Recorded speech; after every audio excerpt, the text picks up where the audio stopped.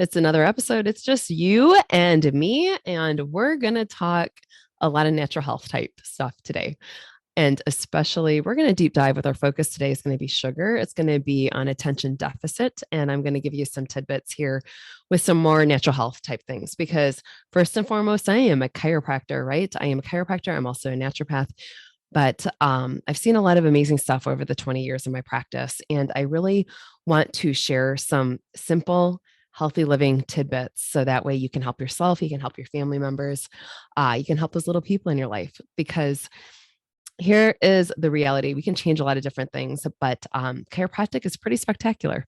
And once people understand what chiropractic actually is doing, we tend to see a greater understanding of their body. So if you're not familiar with chiropractic, it's not just the headaches and back pain type thing.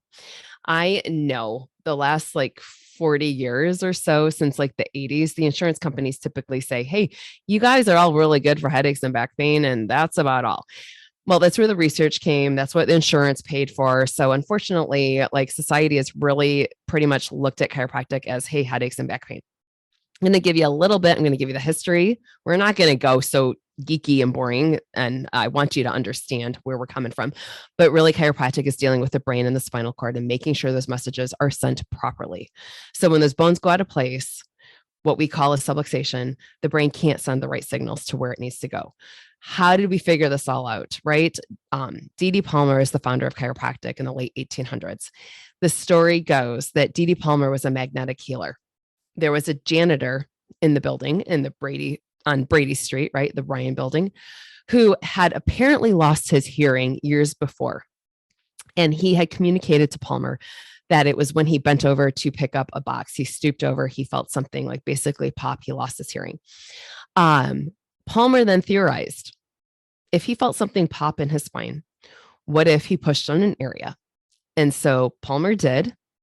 And lo and behold, Harvey Lillard regained his hearing.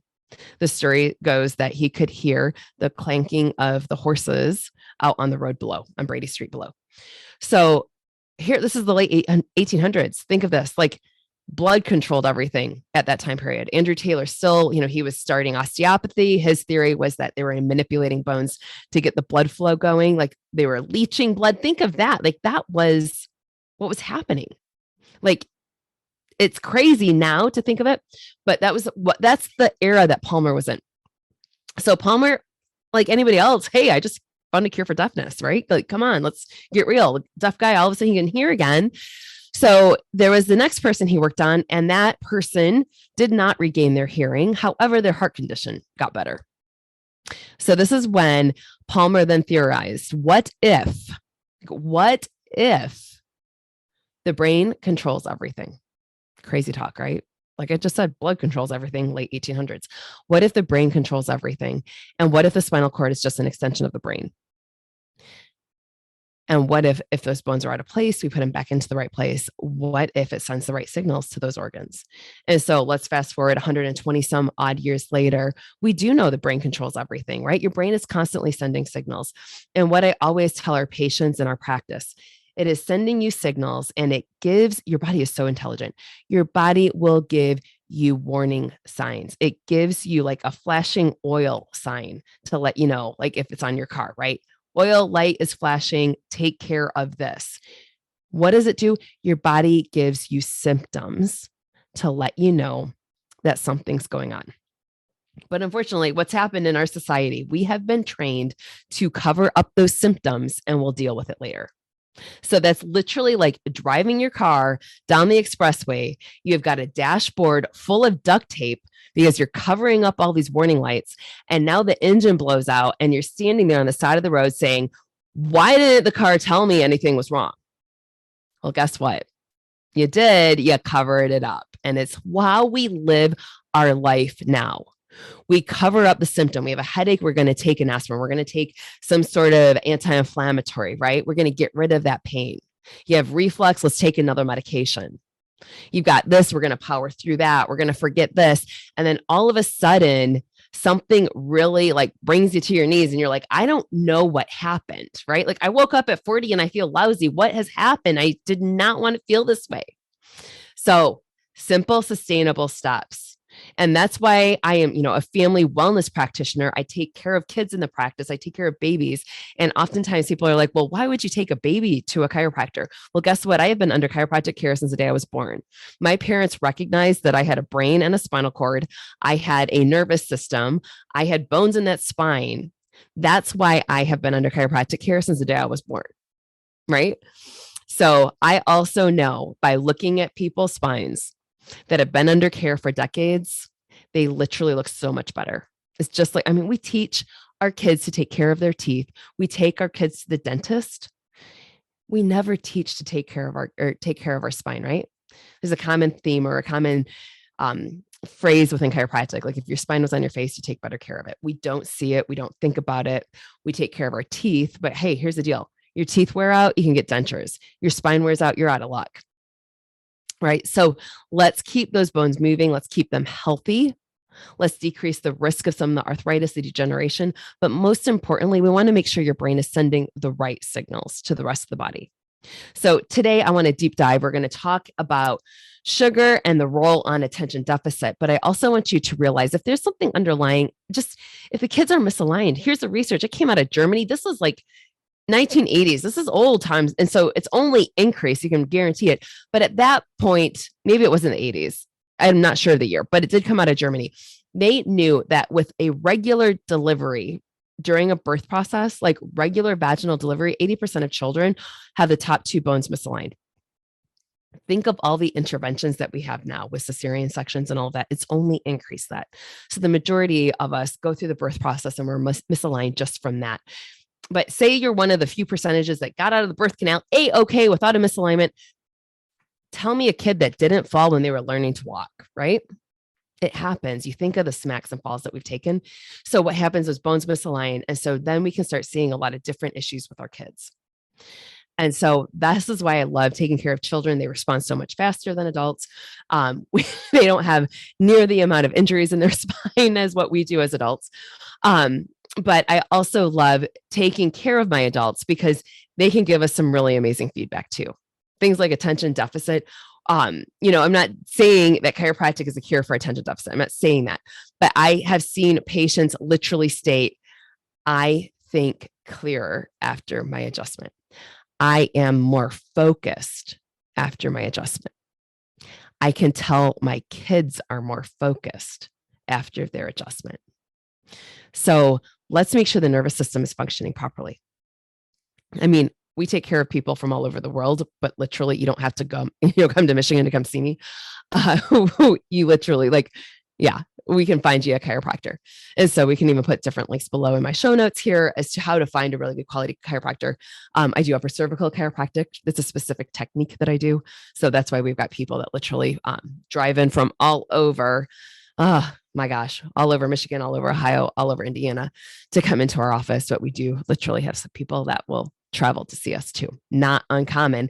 Prior to COVID, we actually had people that would cross the border from Canada. That's just can't happen anymore.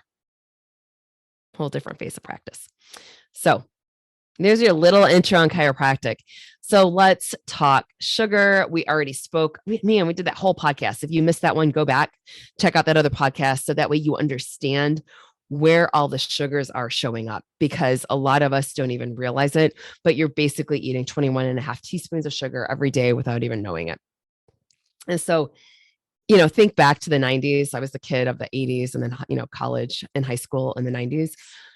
My God, they taught us then that fat was bad and that we needed, we took out all the fat. You take out something, you got to add in something else. So all those stupid Snackwell cookies that we ate, like I think of the boxes of cookies that I ate that fit because I was on Weight Watchers and it fit all the points. Come on, get real. If you take something out, you got to fill it up with something else. And so they obviously filled it up with carbohydrates. They filled it up with sugar. No wonder we are fat as a society. No wonder we're unhealthy. No wonder we're inflamed. No wonder we got all sorts of crap happening, right? So we got to go back and undo what we've been taught because we were taught wrong. Like go back.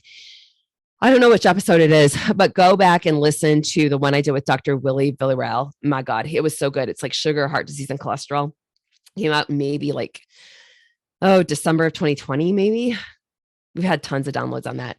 He really will talk about what happened Maybe I need to do a whole episode on that to help you realize like why we've been lied to, you guys. If the last 2 years haven't woke people up, like we have been lied to on so many things. And just here, I'm watching all my stuff turns glitchy. Man, I love how this stuff works out.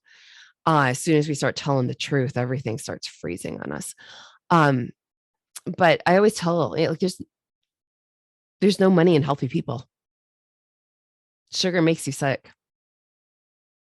Like that's the reality. Sugar breeds disease. Like cancer cells love sugar.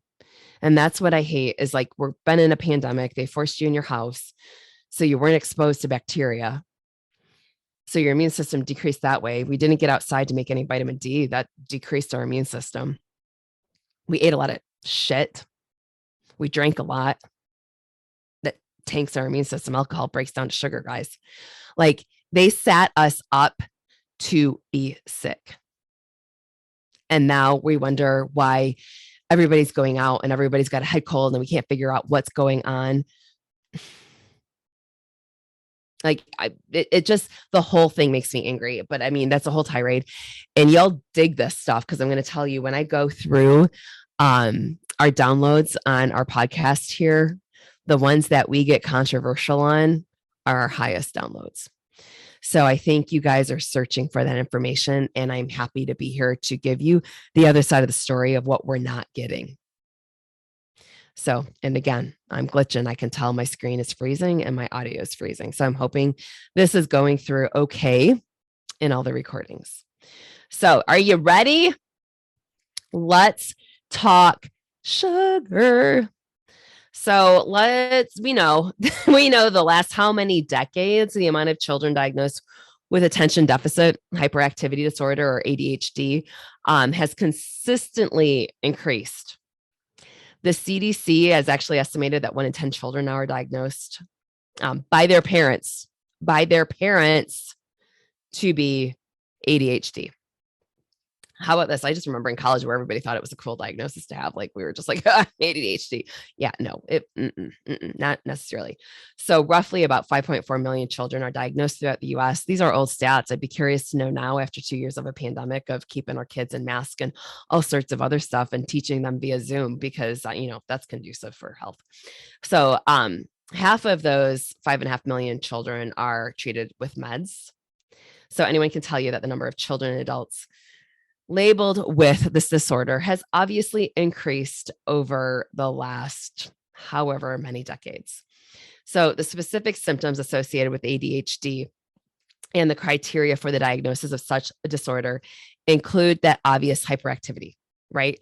That person is unable to focus, they're impulsive, they're distracted easily, they make mistakes of thoughtless nature, and they might even talk excessively. If you're not watching this one and you're listening by audio, I just have just a face right now. Like that sounds like most 4 and 5-year-olds that I know, right? I would probably be diagnosed ADHD too, because now at this point of not, being locked in my house for 2 years and not really, I've been able to live my life. But yeah, you know what? I get talkative. I have a podcast now, right? So this is why. So would I be come on. Like, okay, so we've labeled it, but let's also talk about what we can do holistically. All right. So typical medical treatment includes drugs. We know that. We absolutely know that. So what drugs do they use? Stimulants, typically an amphetamine or methamphetamine. What? Yes. Why do they use these? Because they increase the levels of dopamine and norepinephrine outside the cell or extracellular. It can also be treated with other meds that selectively uptake norepinephrine. But what are dopamine and norepinephrine? They're neurotransmitters within the brain. All right. So what's a neurotransmitter? At the very simplest, neurotransmitters are chemical messengers in your brain. And we're going to really deep dive into dopamine. So I want you to remember that word. So although a lot of parents believe there's a correlation with sugar intake and hyperactivity, there's a lot of big institutions out there that say otherwise. Again, this is like an eye roll, right? Because I witnessed it. You've witnessed this. So So, such institutions, kind of like Harvard, have said otherwise. There was an earlier study that demonstrated that increased ADHD symptoms with an increased use of sugar. But then the following studies on refined sugar consumption and increased symptoms of ADHD showed otherwise. What I find interesting, this is me from my perspective, I find it very interesting to note that in the studies, the subjects were either fed sugar or sugar substitutes. Like sugar, so you're getting refined sugar, or you're getting like aspartame and sucralose. So you're still getting like the sweet stuff, but you're getting artificial sweeteners of that. Can you figure out why that study seems off to me? Right. So what about like sugar versus a clean diet? How about sugar versus no sugar in the diet, no sweetness in the diet?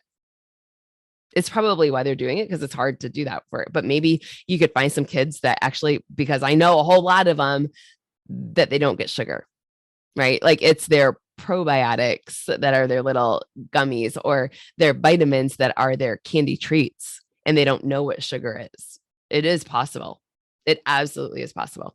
So even further, there's a study based out of England that correlated increased hyperactivity symptoms when children consumed foods with preservatives and artificial food coloring.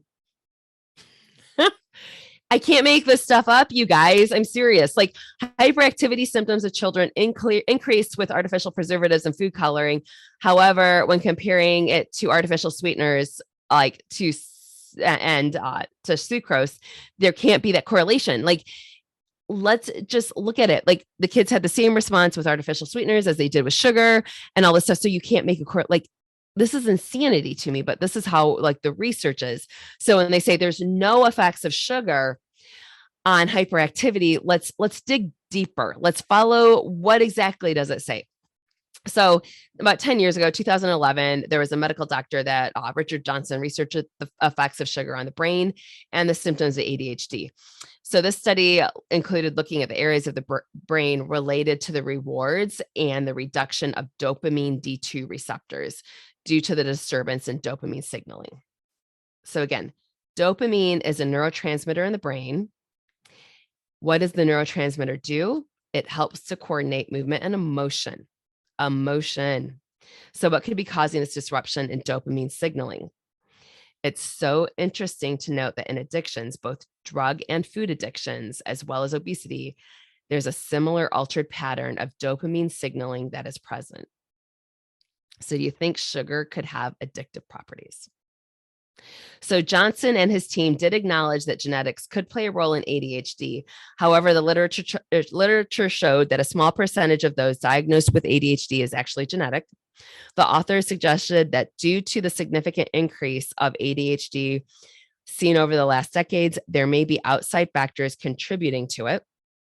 One of the factors may include the chronic use of sugar in the diet, not only correlating the effects of sugar intake on ADHD, but what's more interesting are that the findings suggested that chronically ingesting excessive sugar has the same effect on dopamine signaling, similar to those in other addictions. Remember listening in the sugar podcast? If you didn't, well, a couple episodes earlier, sugar is an addictive substance. So there's a reason why you want to limit the sugar intake for your kids, right? I always think of like the day after Halloween, I would not want to be a school teacher. I don't think I'd want to be a school teacher for several weeks after. Maybe again, Halloween through Valentine's Day. I don't want to be a school teacher because of all of the sugar that these kids are ingesting and trying. Oh my gosh, no wonder there's ants in their pants, so come on. So Johnson, Gold, and Johnson, their basic hypothesis included, and I'm quoting here, the initiating process that leads to the development of ADHD is excessive sugar or sweetener intake, resulting in enhanced dopamine release. Over weeks to months, this leads to a reduction in D2 receptors and D2 receptor mediated signaling. In response, sugar intake increases. However, over time, the dopamine response to sugar slowly decreases, and the intervening periods are associated with a reduction in striatal dopamine levels. So as a consequence, frontal lobe sensitivity to natural reward is reduced, resulting in the development of behaviors such as overeating and ADHD. So let me say that again. Because we're reducing the dopamine levels, the consequences, the frontal lobe sensitivity to natural reward is reduced, which results in the development of behaviors such as overeating and ADHD. So we need more and more to reach that reward level of feeling, whether it's satiated or whatever, like that high that we want, it's taking more and more. So just stay with me for a second. So this sounds like an addiction, right? So let's continue to look at the study. I'm quoting. Recurrent stimulation of dopamine in the ventral striatum and dorsal striatum by drugs such as cocaine or heroin can lead to addiction-like behaviors. So did you catch that? Literally, did you catch that? Repeated stimulation of dopamine by certain drugs can lead to behaviors of addiction. So what is common in those two little blips that I just said? Repeated stimulation of dopamine can lead to behaviors of addiction. One paragraph spoke of drugs like heroin and cocaine, and the other one spoke about sugar,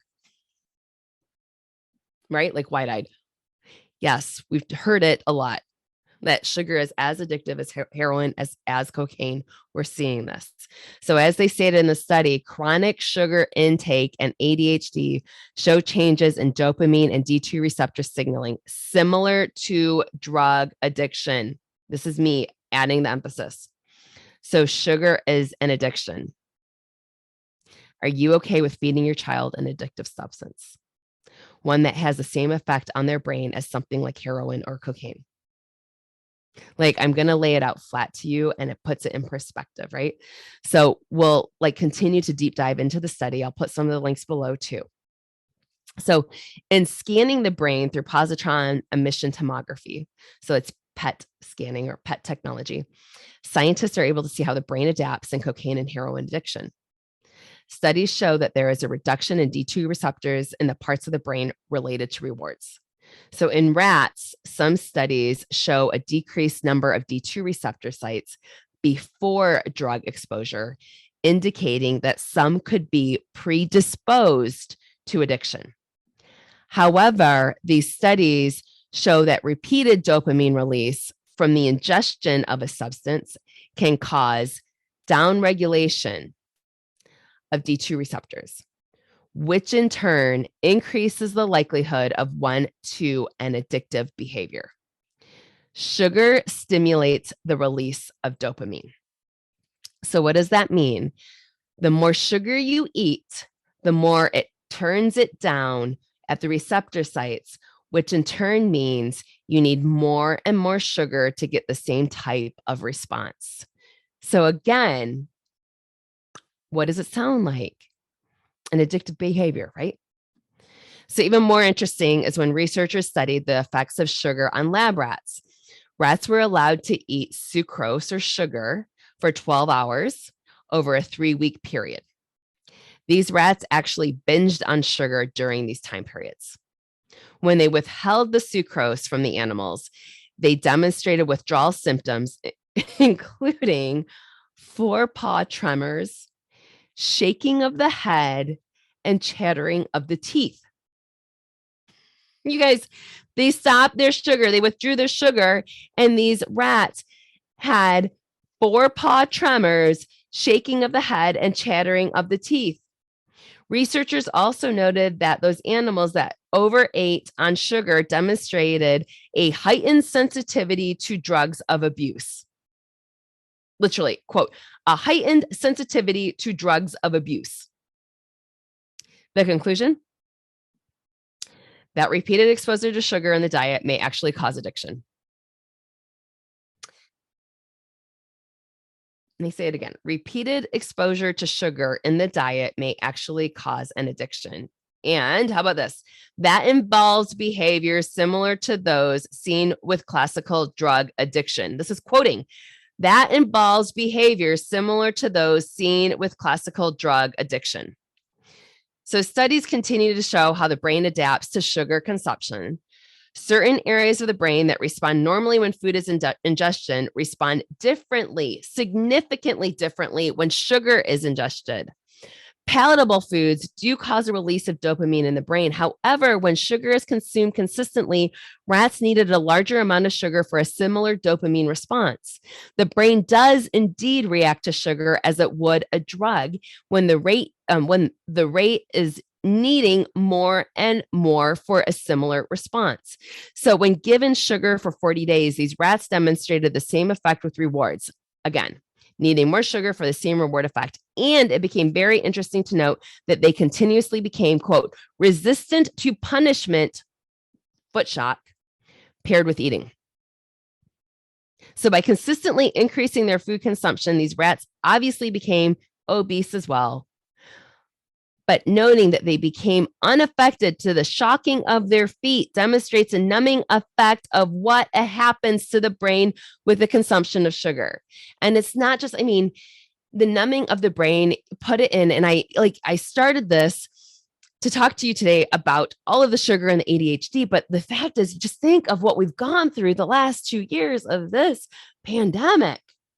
And it's numbing our brains, like all of the addiction that's coming out of it and everything else. This is the time period that we need to really take a hard look at the habits that we created in 2020 when it was the 14 days to flatten the curve that turned into God knows how long, because it only takes 21 days, right? 28 days to create a habit. There's a lot of us. I just saw a stat the other day that they're saying the typical American put on 30 pounds in the last 2 years. That's not good for our health at all. So it is time to take a good, hard look in the mirror and really see what's going on. And we've got to make a commitment to ourselves to up our habits for good. Because again, the comorbidities, we know those that are not surviving COVID or having really bad effects with COVID is because of the comorbidities. Yeah, there are the other random things that just happen to fall out there, but we're seeing this. There's so much right now that's the floodgates have opened with the data that when I was saying it 2 years ago, in my community, I was called a conspiracy theorist and a quack. And the fact is, the data is actually showing up now as to what I was telling people 2 years ago. So I'm not sitting here saying hey, listen to me. The fact is, let's clearly look at the data and let's make sure we're making healthy habits for us, for our families. Let's be the role model for our kids. Let's be the role model for our communities. Let's be the role model for your extended family. To say that in 21 or 28 days from now, you created some amazingly good habits and we're shedding the 30 pounds that have happened over the course of the last 2 years. And we're creating a lifestyle change for the rest of your life. Because I don't want you at 50 or 60 or 70 or 80 saying, this is not what I intended. Let's pick up the pieces. Let's do it simple. And let's create some healthy habits for everybody. So here's the deal. I'm going to ask you, if you love this episode, I want you to share it. I want you, if I could be so humbly, to ask you for a review. It's something I've never done with my podcast. We've just started because I realized the silly algorithms that we have to play with this. But if you liked it, share it out. Give us a review. I do read all your comments. I love your feedback. It helps me chart the course for the next go round of episodes. If you're looking for a discovery call with me, you can book that. The links are all below. And, give a call at my office if we can help you out with chiropractic care. I am here to help you all reach better levels of health, and it needs to be healthy, vibrant health. I want you to do this simply. I am here to help make healthy living simple. It does not have to be overly complicated. I'm here. I've got your back. Let's do this.